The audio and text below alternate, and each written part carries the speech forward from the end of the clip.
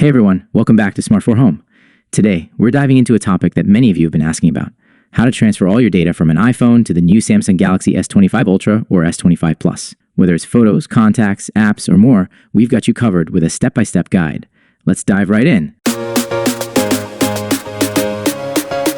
Step 1. Prepare your iPhones. First things first, let's prepare your iPhones for the transfer process. Ensure you're running the latest iOS version and have enough iCloud storage for your backup. Also, charge your devices to avoid interruptions during the transfer. Step 2. Using Samsung SmartSwitch. Samsung SmartSwitch is your go-to tool for seamless data transfer.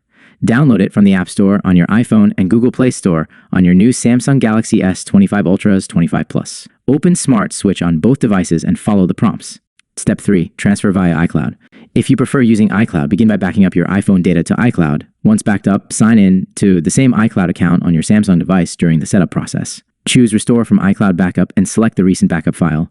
Step 4. Transferring specific data. For specific data like photos, contacts, and apps, we'll show you how to transfer them individually. Use tools like Google Photos for photos and Google Contacts for contacts. Apps can be re-downloaded from the Google Play Store. Step 5. Ensuring compatibility. Check app compatibility between iOS and Android. Some apps may have different versions or require additional setup. We'll guide you on how to find alternatives if needed. Conclusion.